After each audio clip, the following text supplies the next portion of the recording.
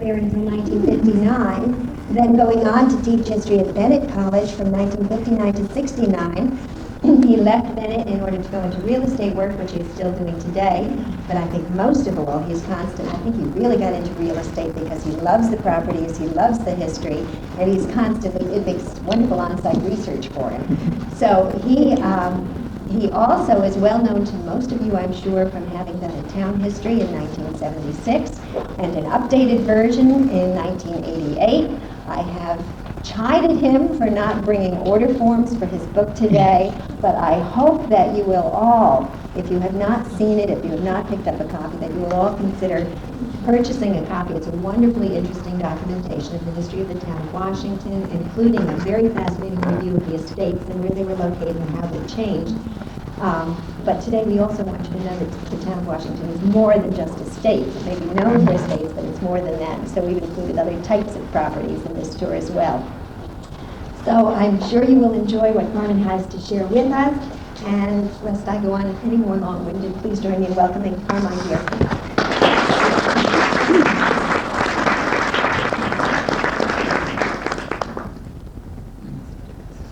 I know that some of you arrived early. I may have threatened to read the whole book to you.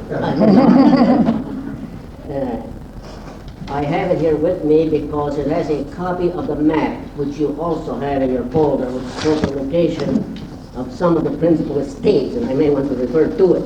I am not going to read the book. Perhaps a good place to begin would be at what this place was like, the town of Washington, before the beginning. It was a wilderness. I call it the wilderness on the heights. Not even Indians lived here. There were no Indian villages in this area that I am aware of.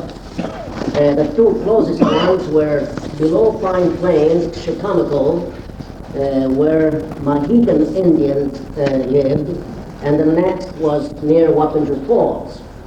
There were no villages here, but I'm sure it was a happy hunting ground for them, and they came here.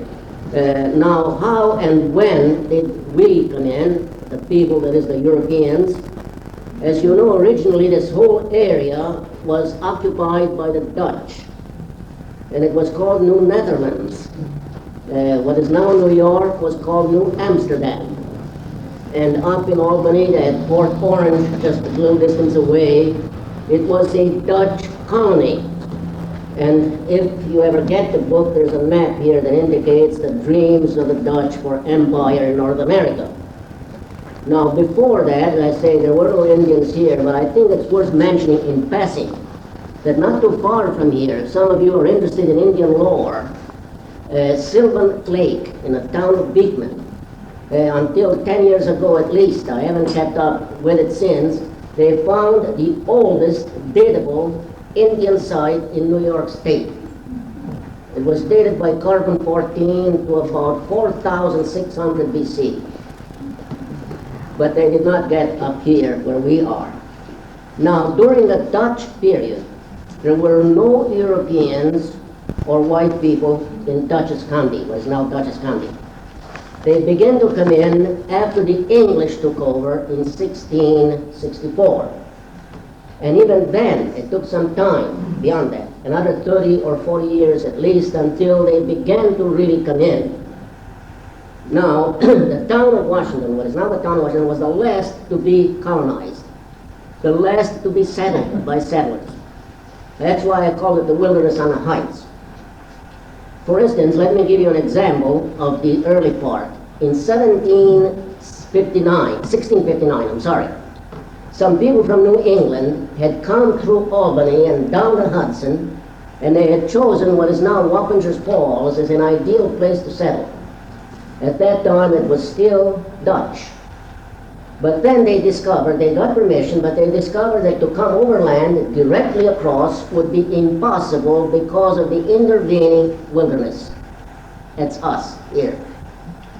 And in 1770, an Englishman wrote an article, which I quote in the book, describing how wild it was, even in 1670.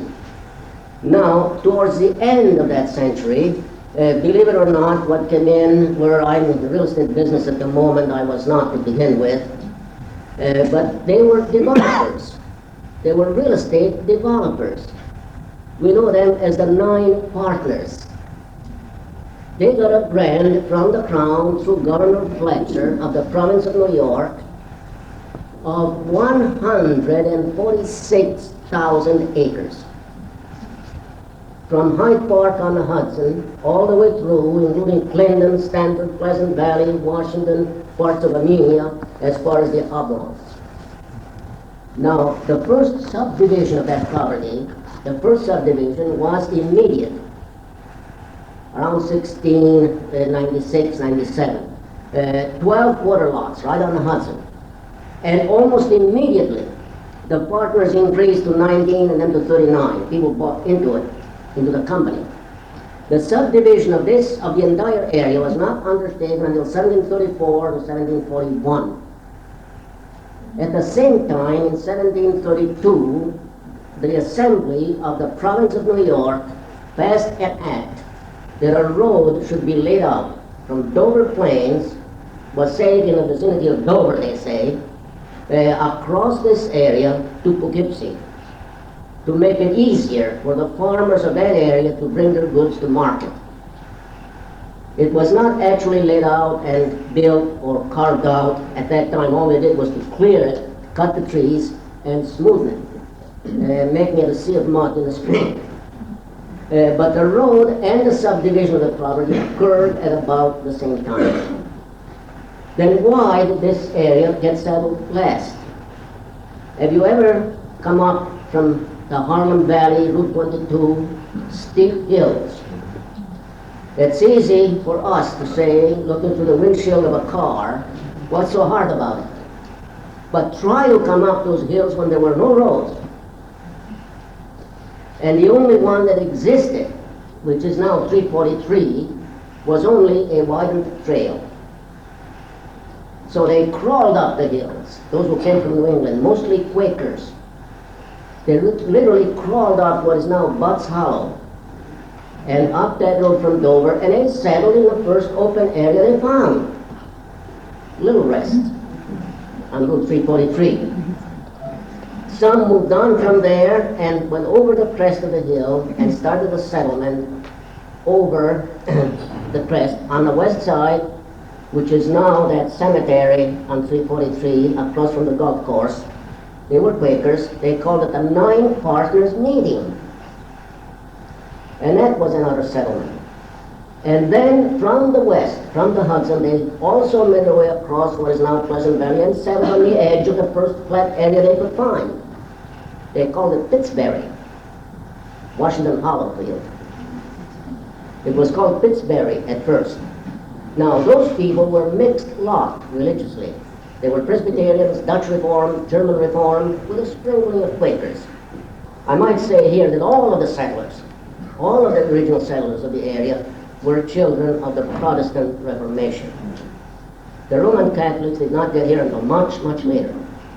So they settled Pittsbury. Some of them went on into the Canoe Hills. Some of them discovering that gorge along the stream, which was called the East Branch of the Wappingers Creek, and realizing the potential water power, settled in that area. Eventually it became Hart's Village, or Hartsville. Now, some of the first settlers were members of the Hart's family. That is the reason for it. Some pushed on and settled at another point along that rough road which branched off from the Dover to Poughkeepsie one, and they settled a place which is now known as Mabbottsville, but at that time it was Filkinstown, because this was the lot that was originally allotted to Henry Filkins, one of the 9 partners. So the entire area where Mabbottsville is now was called Filkinstown.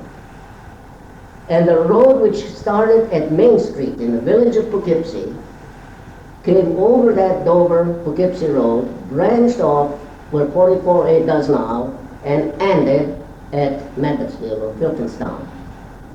If you look at a map of Poughkeepsie as far as late as 1799, you will see that Main Street was called Filkinstown Road. And it came all the way out here to now Mabbottsville. Now another group of settlers came from the north, or the northeastern part of the town.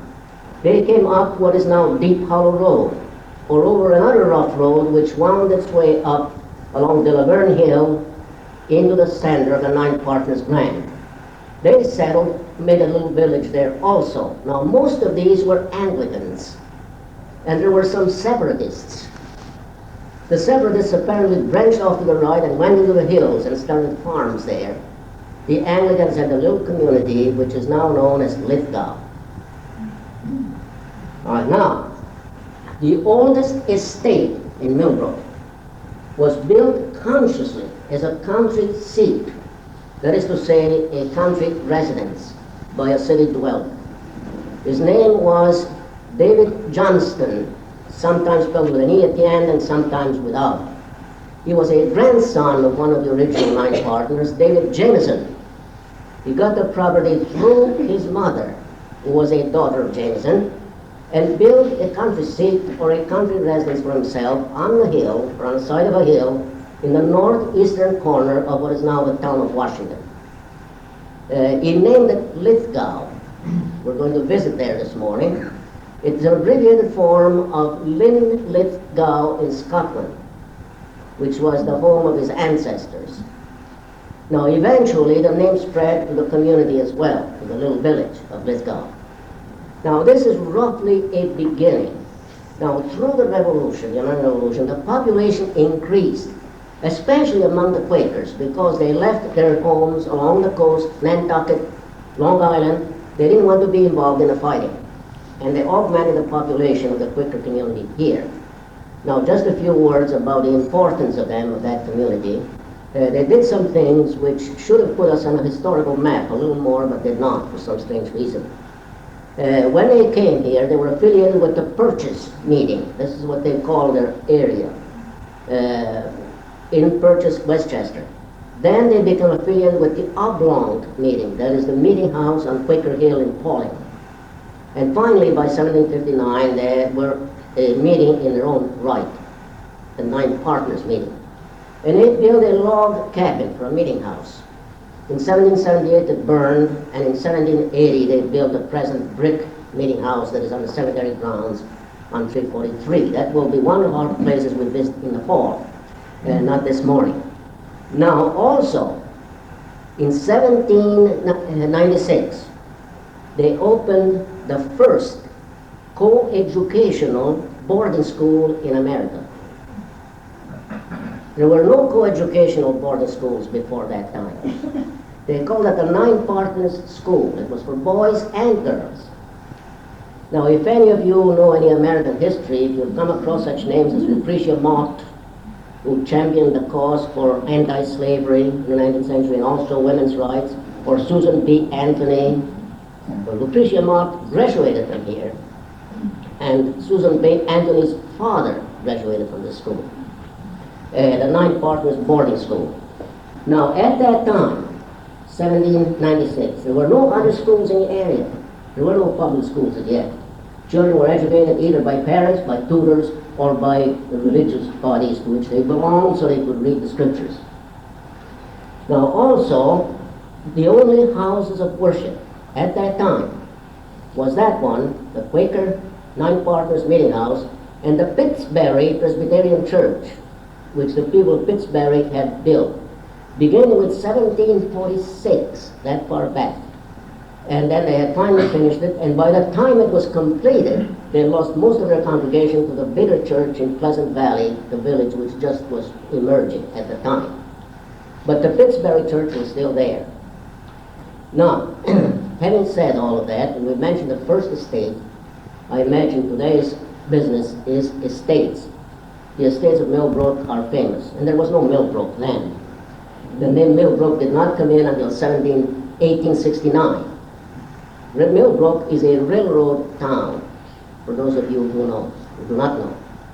In 1869, a railroad came through here, and it was championed by a local man who had already built an estate and a farm. He called it Millbrook Farms. His name was George H. Brown, a fascinating person, meteoric career. He was here only about 12 years.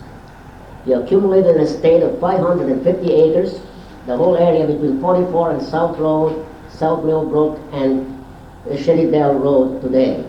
And he built a mansion at the top of it, called it Millbrook Farms. In addition to that, he built a church in South Millbrook, the Reformed Church, which was a beautiful building. There's a picture in here.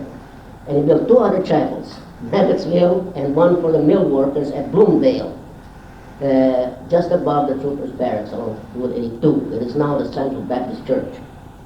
The one in Maggottsville was destroyed. In addition to that, he promoted the railroad, or helped to do it. So when they decided where to put the railroad station, either at the crossroads, which is now South Millbrook, or Hart's Village, where this gentleman lives, they decided one station would do between the two. And they called it, in honor of his farm, Millbrook. Immediately, a man by the name of M. Franklin Merrick bought the farm around it with some partners, divided into streets and lots, and started to sell them. And Millbrook was born in 1869. And you've noticed, if you've been in the area long enough, that he named two streets after himself. Franklin Avenue and Merrick Avenue. M. Franklin Merrick. Now, immediately from that point on, you have more and more people coming in to build their country homes here. And the estate era really begins at that time. Now, the second oldest of the estates, and the most remarkable in the area, is Thorndale. Obviously, we're not going there today. It was not possible to make the arrangements. I wish we could have. That was bought as a farm, 400 acres, in 1787 by William Thorne. He was a son of the original Thornes who came to the area about 1740, Isaac and Hannah Thorne. He bought 400 acres and made it into a farm, and that became the family farm. It is the only estate in Millbrook which has remained in the same family until today. It still is Thorne. The present Oakley Thorne is the owner. Now, in 1849, Jonathan Thorne, in whose memory this building was erected, Jonathan Thorne inherited the farm and built a farmhouse there, large farmhouse. And they went into dairy farming, and his son Samuel was sent to England with a specialist to buy prized cows and bulls. And they started a herd which became the most famous in the country. Samuel did. He was only a young man. He was only about 35 years old, or 30 years old at the time. And when he was 14, he had ridden on horseback all the way from South Georgia to New York with another boy of his own age. Now, Thorndale did not become the estate it is today until the end of the century, when Oakley Thorne, a grandson of Jonathan, son of Edwin, moved in, took over the estate, and his wife, Helen Stafford Thorne, really made it what it is today. Remodeled the house, the gardens, the estate, the whole bit. In addition to that, she built a tribute gardens in Millbrook some 25 or 30 years later, the Green, and a number of other things. There's not a thing you can do in this town, if you're writing the history of it, without running into thorns. And believe me, finding information that you can actually document is a thorny problem. It is not available. At any rate, that is one of the most remarkable. But from that point on, 1769, you had estate after estate after estate coming into being. One of the ones we're going to visit this morning, if I run out of time, pull me off with a hook, will you?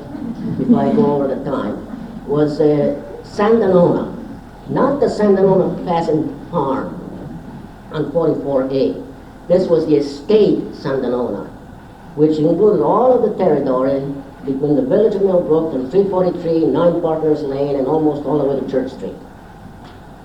Now, it begins with that building of that coeducational boarding school. When it closed in 1862-64, an alumnus of the school, John D. Wing, bought the property, including the school building, and he made the school into a house and developed a farm.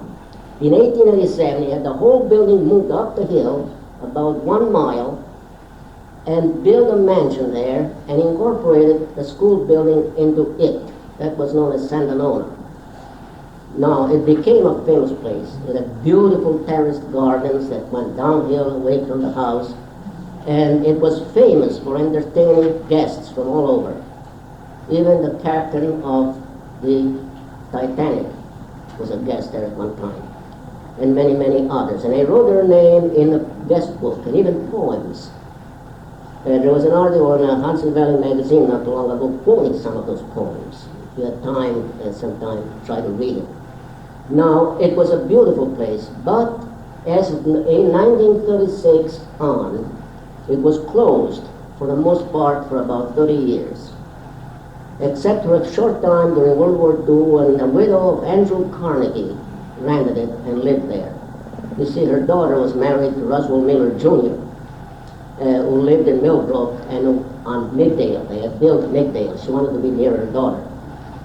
And the last event was 1957, I believe, when Julia Hall was a daughter of McLean and Teresa Thorne McLean, had a coming out party, along with one of the girls of the Wing family. That was the last event. Then the house was torn down by developers, completely torn down, weeds grew in the garden, the beautiful trees which had been imported from all over the world were crowded in by other growth, until a very, very short time ago, somebody bought the old foundations with about 7 acres of land and built a house on the old foundation and restored the gardens. We're going to go there this morning. The old mansion is not there. It is gone forever. All right, now, these were some of the estates. Another estate which came into being at the end of the century, we cannot do it all this morning, was that of Charles Francis Dietrich. Known as the Dietrich estate by everybody in Millbrook, now owned by the Hitchcock family. We are going there this morning. Charles Francis Dietrich had come from Germany. He made a lot of money by street lighting, especially with acetylene gas, and in the homes as well. And he bought a farm in 1889 from Mrs. Smith and kept on buying land as it became available around him until he owned a whole country block, that's what I call it, between Bengal Road, the Shunpike, Valley Farm Road, 44A and 44, and enclosed it with 9 miles of fence. Now in there he built his mansion, which we're going to visit this morning, with beautiful gardens. Unfortunately, it was marred somewhat when a character from Harvard University by the name of Leary was allowed to use it, and they had done a lot of damage there, but it's now almost fully restored, I understand. I don't know about the gardens, I've not been there recently, but we shall see this morning when we go. Now, Charles Francis Dietrich was a fabulous character. He died in 1927 and his son in 1936, his son Alfred. The property passed on from hand to hand, etc. Now, the second wave of estates began at the end of the century, and the most famous, perhaps, we can mention, there are 2 or 3, is Henry Harkness Flagler. His father was the one who developed Florida. And before that, he was a co-founder of the Standard Oil Company with John D. Rockefeller. And according to John D. himself, it was Flagler who was the brains behind it. His son had an estate here close from the golf course. He called it Edgewood. That house was also demolished by the people who got the estate after the last of the family was gone. Fabulous, fabulous character. Now, if any of you are from Pleasant Valley, I don't know if you are, the father of Henry Morrison Flagler, that is the father of the one who was here, his father was a Presbyterian minister, Zechariah Flagler, who was ordained in Pleasant Valley and served there for a number of years before he moved to Western New York. Another famous one was Henry James Davison. And he built Altamont, the Altamont estate in 1884. And when he died in 1890, his son, Junior, built Halcyon Hall, the most luxurious hotel in Dutchess County at the time. In 1893, believe it or not, they had their own generators, electricity, elevators, electric lights, art galleries, dance halls, all sorts of things. It only lasted 7 years and collapsed. And in 1907, a woman by the name of May Plant Bennett bought it, and it became the Bennett School. later Bennett College. Now, another was Colonel Daniel Lamont, Secretary of War for Grover Cleveland. He bought the estate, Altamont, from Henry James Davison Jr. when he lost it, and continued to occupy it until he died in 1905. Then his daughter was there, Elizabeth Kinney Lamont, until she died nearly 1960. Now, these are some. There was also a Cheesebro here. Cheesebro Pond, he started to sold Vaseline. He had Berrycroft and stayed on 44. You cannot mention them all. Then the second wave after that, another wave of estate builders was in the 20s, between the two world wars. And there were so many. They're hard to mention. I don't have the time. Maybe sometime we'll give a course in local history.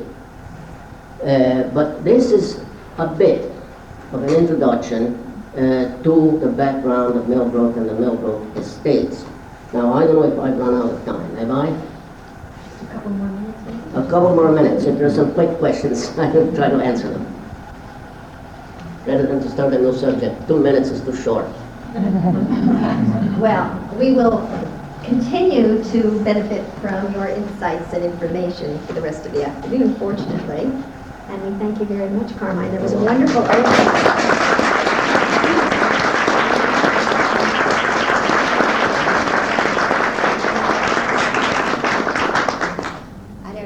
You, but I am so impressed. Joyce, yes. I just, what you said that Carmine didn't have any order forms, I wonder if we could just have a piece of paper that people can sign up for lost books. Oh, that's a lovely idea. Sure, we'll do that. Actually, it is, perhaps you can help us, it is for sale locally. I know Merritt Bookstore carries it on Front Street. I had asked the publishers to be here this morning with the books. Unfortunately, they have not been able to make it. They are for sale, this paperback, at the Central Press, the Corner News Store, and Merritt Books. That is on the other side of the post office. If you want to order a hardcover, you can do so at any one of these state places. They will take the order for it from you. But you can buy it today if you want to, if you have the time, at the Corner News Store or Merritt Books. I don't know if that's open. It is open. It is open. All right. And the Central Press may not be today. Just don't miss the book. It's a book well worth having, and I think you can see why. The man is a walking encyclopedia of all kinds of information about this area, and it's just fascinating. He's contributed so much to our committee meetings and our discussions, and it's just been marvelous. So I think you can see why we've all enjoyed working with him and having him serve with us on the committee and be part of this tour. We have some equally interesting and talented people joining us for the next presentation, but we're going to need a few minutes to set up for the slides. So if you want to just stand up and stretch or get another cup of coffee or something to eat, let's take about